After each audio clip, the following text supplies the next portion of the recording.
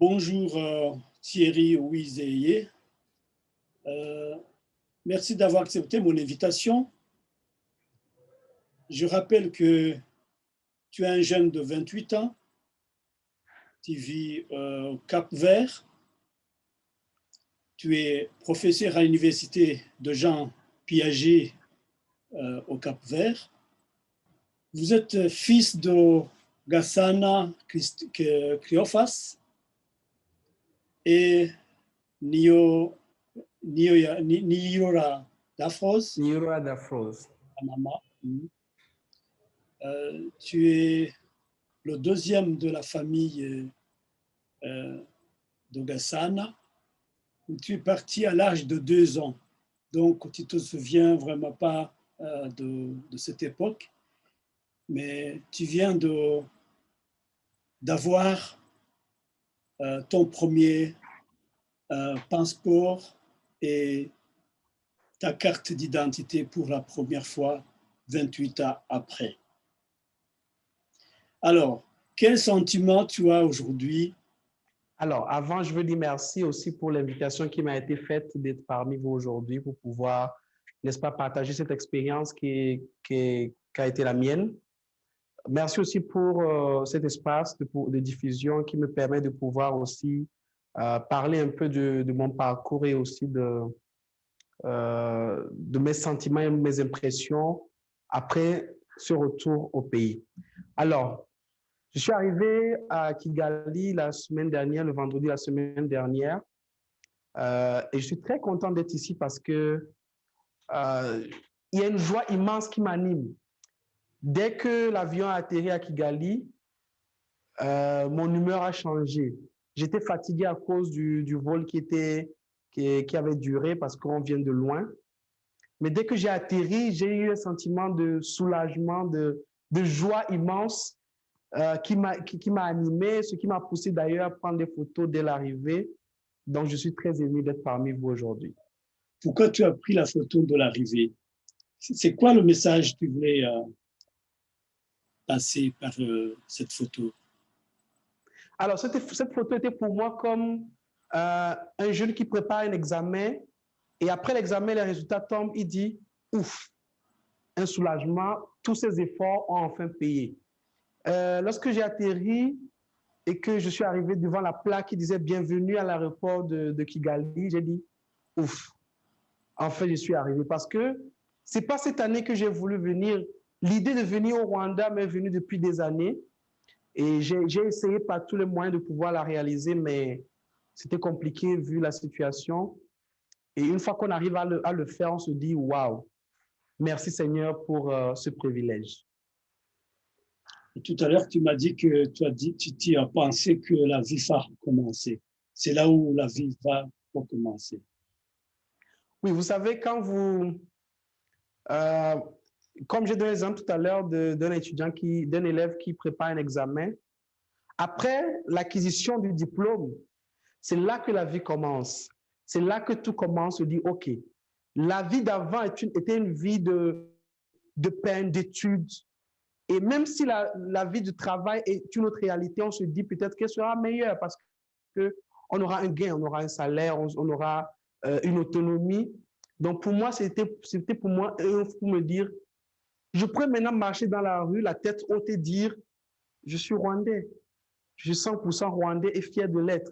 D'ailleurs, j'ai eu l'occasion de pouvoir acquérir une autre nationalité, mais je n'ai pas voulu parce que je me suis dit, je suis rwandais, il faut d'abord que j'ai ma nationalité rwandaise,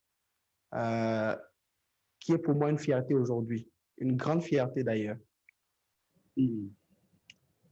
C'est très agréable de l'entendre. Avant d'habiter ou d'aller travailler au Cap-Vert, tu as vécu au Togo, au Sénégal. Je ne sais pas si j'ai oublié notre pays. Pourquoi ce changement de pays finalement, tu devais revenir au Rwanda. Pourquoi tu n'as pas choisi le Rwanda à cette époque-là? Alors, lorsque vous vivez à l'étranger, le choix du Togo m'a été imposé. À quel sens? Parce que je suis avec les parents qui sont là-bas, donc je vivais avec les parents au Togo. Mais le choix de d'autres pays, c'est un choix qui est motivé par la recherche d'un avenir meilleur. Lorsque vous êtes dans un pays étranger, que vous n'avez pas une nationalité concrète, que vous êtes réfugié, parce que j'avais le statut de réfugié. En fait, ça n'octroie aucune nationalité précise, donc je devais aller me chercher dans notre pays pour pouvoir réussir dans la vie et aussi pouvoir atteindre ce rêve pour moi qui était de venir un jour dans mon pays. Alors, je suis allé au Sénégal chercher un travail et finalement, Dieu faisant bien les choses, j'ai trouvé un travail dans une ONG qui s'appelle Open International, où j'étais d'abord consultant, ensuite j'étais responsable des opérations. Et à travers cette ONG, ils m'ont envoyé en mission au Cap-Vert pour l'implantation de leur siège, ce qui a été fait. Mais après, il y a la crise sanitaire qui est apparue, ce qui a fait que tous les projets se sont arrêtés. Alors, dans la foulée, je devais soit rentrer au Sénégal et rester sans emploi en attendant que la pandémie passe, soit me chercher au Cap-Vert. Mais avant de partir, il y a l'université qui me contacte puisque on avait des contacts avec l'université dans le cadre de la coopération avec l'ONG. Ils m'ont fait la proposition de pouvoir travailler pour eux vu qu'ils ont aimé mon parcours, ils ont aimé mon CV. Donc, c'est une occasion que j'ai saisie. D'ailleurs, je ne regrette pas parce que c'est une très belle expérience que je suis en train de vivre là-bas, de pouvoir enseigner parce que j'aime aussi enseigner le français, de pouvoir enseigner aussi l'économie et la gestion et de travailler en tant qu'auditeur financier de l'université. Voilà un peu les motivations qui m'ont permis de pouvoir atteindre tous ces pays.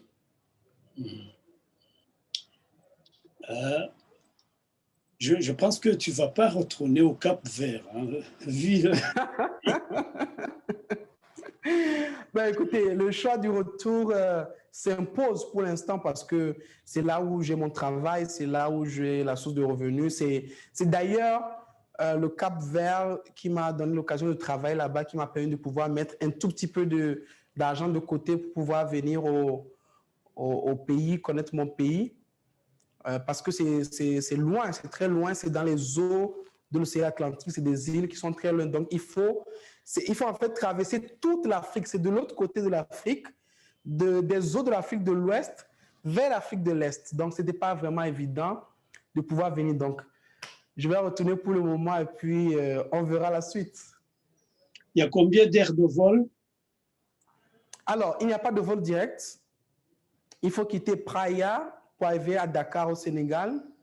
De Dakar, il faut passer par Bamako, Bamako à Addis Abeba, passer encore la nuit à Addis Abeba, prendre le vol à Addis, Bujumbura. Ça se comprend alors, ça se comprend pourquoi tu es le seul Rwandais qui vit, je pense, qui vit au Cap-Vert, c'est ça? Oui, pour le moment, je suis le seul à ma connaissance et à la connaissance de l'ambassade, je suis le seul Rwandais qui est au Cap-Vert.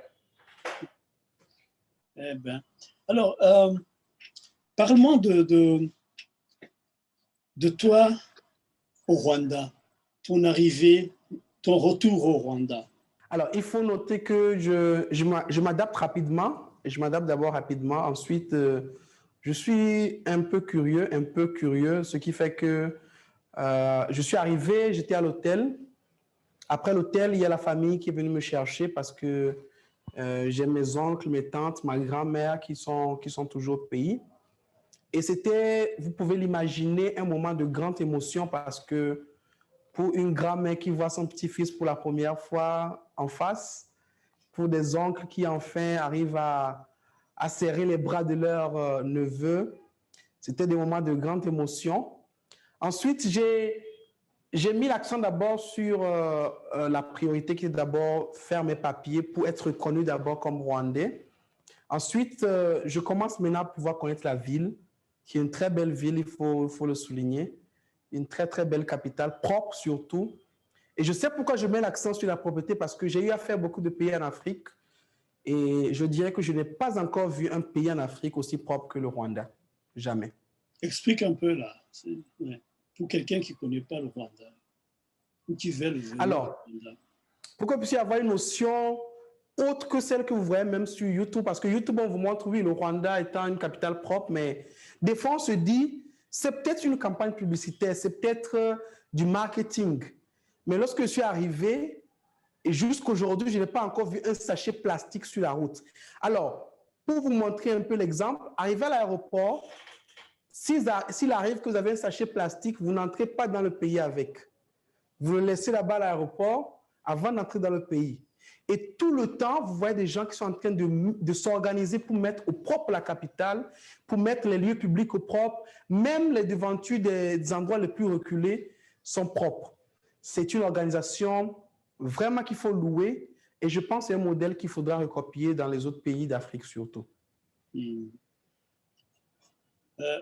Alors, pour les jeunes qui vivent à l'étranger, quel est le message aimeriez passer par ce billet de notre interview?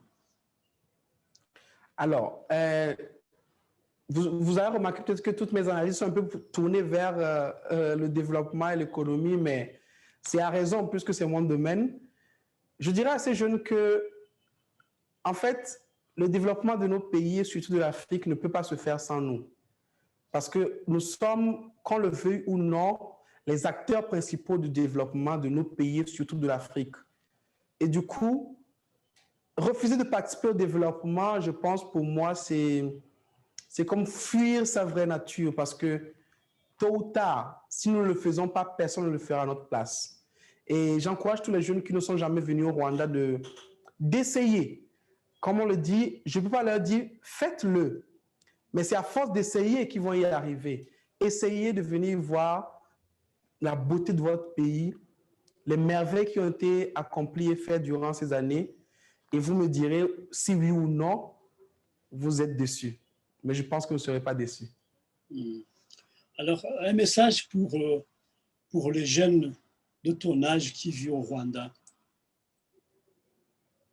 Vous savez, j'ai eu l'occasion de communiquer un peu avec certains jeunes ici au Rwanda qui ont grandi ici et qui m'ont raconté un peu leur parcours également, qui est un parcours de combattant. Parce que quitter de rien et arriver aujourd'hui, là où ils sont, il faut les saluer. Il faut les féliciter, il faut les encourager et surtout leur donner l'espace d'écoute parce que c'est des jeunes qui ont accompli quelque chose d'extraordinaire. Et souvent, nous avons l'ambition de dire, OK, je vais sortir voir un avenir meilleur ailleurs. Mais avec ce que j'ai vu ici, je ne pense pas que le Rwanda ait quelque chose à envier aux autres pays. Non. Le Rwanda n'a rien à envier aux autres pays et il se suffit, et surtout grâce à la main-d'œuvre et à la solidarité de tous les fils du pays. Aujourd'hui, tes parents vivent au Togo depuis 1994. Quel est le message que tu veux passer chez eux? Alors, à mes parents, je dirais juste une chose. Venez voir. Parce que vous savez, on dit souvent que c'est le témoignage qui a fermé. Et aujourd'hui, mon arrivée au Rwanda va être pour eux aussi l'occasion de se questionner, de se demander, mais qu'as-tu vu là-bas? Qu'est-ce qui se passe là-bas? Comment as-tu trouvé le pays?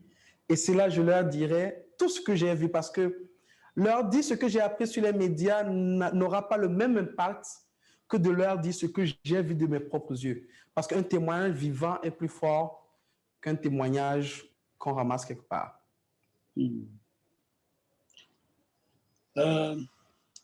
Pour aller vers la fin, qu'est-ce que tu voulais encore ajouter après avoir parlé de ton arrivée, ton passeport, ton nouveau passeport aujourd'hui, ton identité, ta carte d'identité que tu as reçue aujourd'hui. Donc aujourd'hui, tu es quelqu'un d'autre, c'est ça? Alors, je voudrais parler de quelque chose qui m'a vraiment impressionné, la rapidité de traitement des tâches au niveau des services publics. Parce que je suis allé lundi pour faire la carte d'identité, mercredi, je l'avais. Et c'est rapide et le Rwanda est l'un des uniques pays dans lesquels vous faites vos documents de façon transparente et rapide.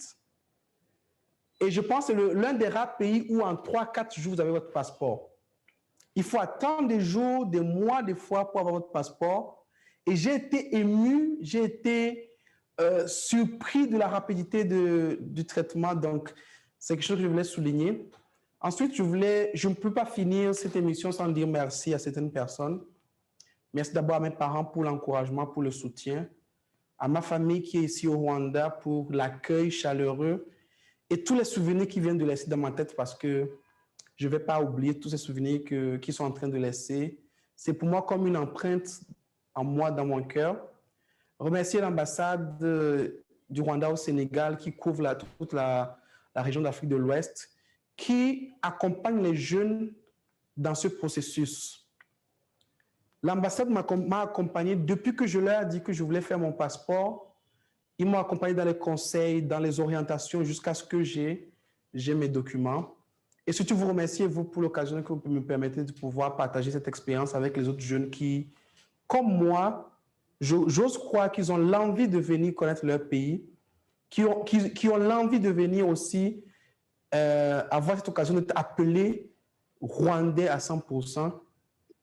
Et surtout aussi, je veux dire merci à Dieu pour l'amour, la grâce qu'il m'accorde chaque jour et surtout pour le soutien qui ne manque jamais. Merci beaucoup.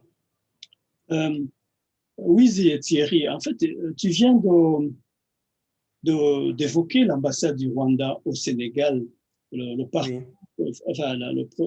processus que tu as fait pour pour arriver au Rwanda aujourd'hui. Tu peux nous raconter un tout petit peu le parcours, comment tu as pensé l'idée de venir au Rwanda, l'idée d'avoir cette carte d'identité est venue comment? Ça a commencé comment? Et jusqu'aujourd'hui.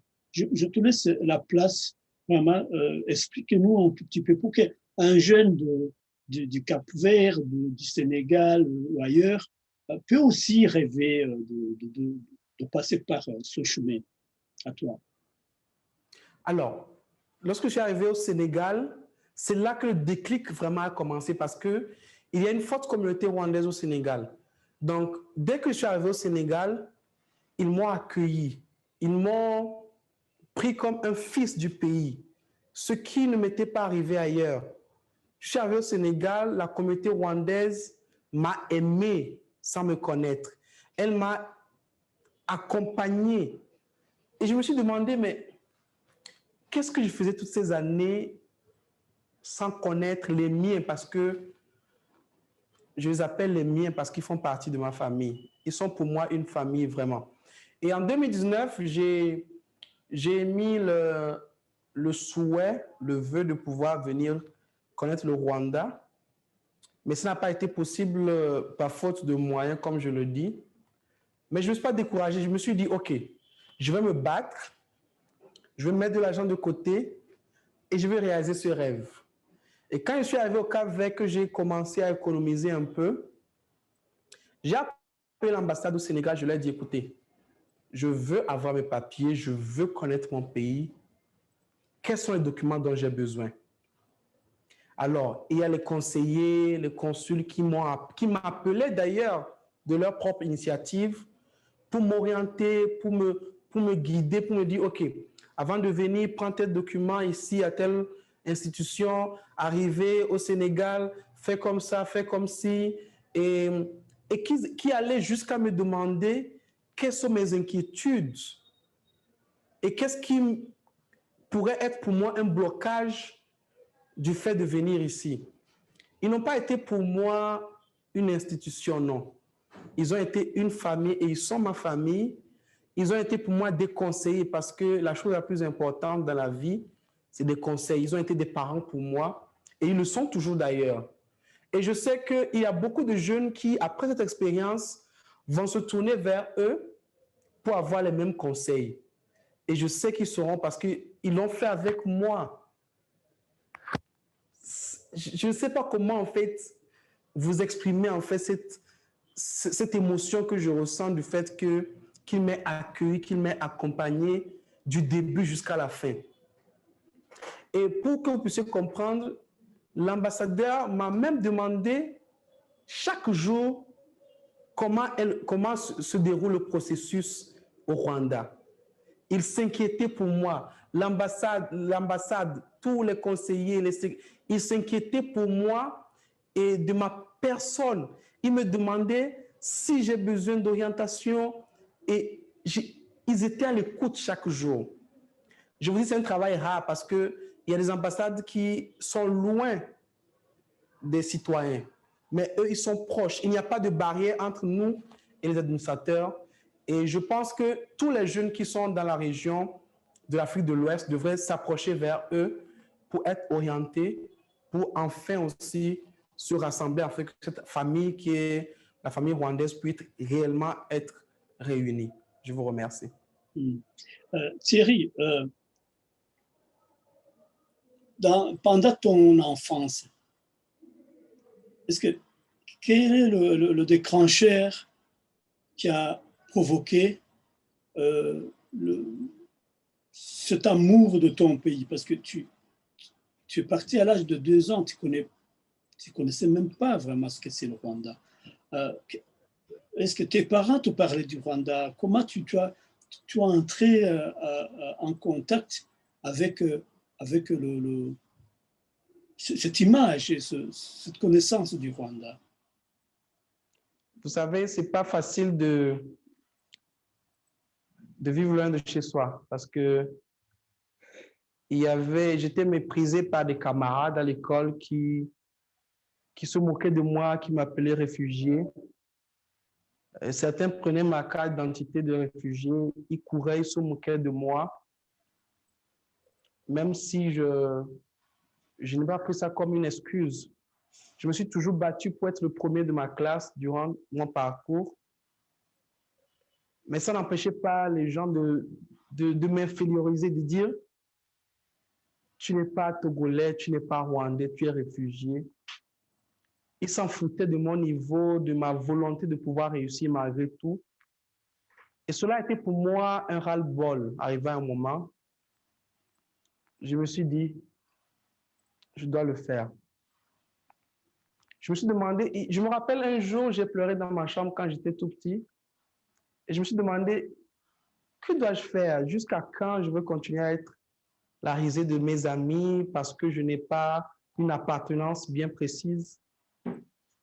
Et ça a été toujours dans ma tête qu'un jour, il faudrait que je puisse y remédier. Et aujourd'hui, le fait d'avoir mon passeport, ma carte d'identité va être pour moi un retour à la case départ, un retour avec fierté, où je pourrais, si un jour je retrouve ses amis, leur montrer, dire, je suis rwandais, vous voyez? Et je suis fier de l'être parce qu'aujourd'hui, l'image du Rwanda à l'extérieur est une très belle image. Je me rappelle, mes collègues au boulot, au travail, me disent, Thierry, amène-nous avec toi, on veut découvrir le Rwanda. Donc, imaginez maintenant, c'est pour moi une fierté. Et comme vous pouvez le voir, je ne sais pas comment dire merci pour ce privilège que je viens de recevoir. Tout à l'heure, en discutant avant l'émission, tu m'as parlé de comment tu fais la promotion du Rwanda. Alors, pour que vous puissiez comprendre, je disais que j'ai même des étudiants qui sont venus me dire la dernière fois, parce que j'ai annoncé à mes étudiants que je devais voyager, et mes étudiants m'ont dit, mais professeur, tu vas où? Je leur ai dit, je vais chez moi. Ils me demandent, ton pays, c'est où? Je dis, c'est au Rwanda. Ils disent, on ne connaît pas. J'ai dit, OK. Vous avez un très beau pays qui est le Cap-Vert, mais mon pays est plus beau. Ils m'ont dit, non, professeur, vous savez, les Cap-Verdiens sont des gens qui ont une grande fierté pour leur pays d'ailleurs. Un Cap-Verdien est capable de mettre le drapeau de son pays dans sa chambre pour montrer à quel point ils tiennent vraiment à leur pays. Je leur ai dit, OK. J'ai dit à mes étudiants, venez, on fait quelque chose. Selon vous, quel est le pays le plus beau, le plus propre d'Afrique? Ils me disent, c'est le Cap-Vert. Certainement. J'ai dit, on fait quelque chose. On met sur Google, capitale la plus propre et belle d'Afrique. Et lorsqu'on met, on sort Kigali, ils me disent Kigali, c'est où? Je dis, on y va, on va voir. On tape, on voit le Rwanda. Donc, il y a certains qui partent déçus et d'autres qui partent en ayant cette curiosité. Waouh, je dois aller découvrir ce pays dont tout le monde parle aujourd'hui.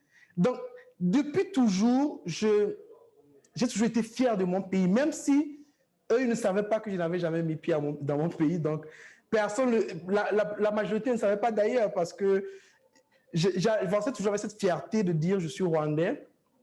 Donc, je me disais, si je leur avais dit que je n'avais jamais été là-bas, ils allaient me dire, arrête de nous parler tout le temps de ton pays que tu ne connais pas d'ailleurs. Donc, c'était comme ça que tout a commencé. Et quand tu suis les infos par rapport au Rwanda, qu'est-ce que tu vois souvent Alors, qui t'a donné la motivation? Alors, moi, je suis beaucoup plus les informations d'ordre économique sur le développement économique d'un pays. Et je me rappelle en 2017-2018, je suivais toujours l'actualité économique où on montrait la Banque mondiale qui avait nommé le Rwanda comme le pays modèle de l'Afrique en termes de développement économique. Ce qui fait que je suis tout le temps l'actualité économique, le développement, d'où ça passe, parce que je suis très curieux de savoir comment ce développement a été fait. Et pour filer une astuce, je pense en faire mon sujet de thèse. Le développement économique du Rwanda dans les 10 années qui viennent de terminer. Je pense en faire mon sujet de thèse pour le doctorat. Cet amour de ton pays depuis l'âge jeune et que tu es devenu aujourd'hui vraiment que tu as mis le pied chez toi. Ça fait vraiment plaisir. Vous savez, il y a beaucoup à dire, hein? Il y a beaucoup à dire, surtout par rapport aux émotions qu'on ressent lorsqu'on vient. Et peut-être que je ne suis pas très bon à transmettre ou faire apparaître les émotions, mais ma joie est grande, elle est énorme, elle est immense, parce que tout mon entourage s'est rendu compte de ma joie, des émotions que j'étais en train de transmettre, parce que c'est un rêve qui se réalise, c'est un rêve. C'est un but, c'est un objectif qui est enfin atteint. Et je voudrais demander surtout pardon à ce que vous puissiez accompagner les autres jeunes qui sont dans le besoin. Il y en a beaucoup? Il y en a beaucoup. Et je suis sûr, et je parle en connaissance de... Il y a des jeunes qui ont envie de connaître leur pays, qui en ont ras-le-bol d'ailleurs d'être aussi appelés réfugiés, d'être sans identité. Il y a beaucoup de jeunes qui sont des jeunes très talentueux, des jeunes diplômés d'ailleurs, des jeunes compétents. Et je pense que c'est des jeunes qui pourraient apporter une pierre à l'édifice. Elle pourrait être peut-être insignifiante, mais si elle manquerait pour toujours.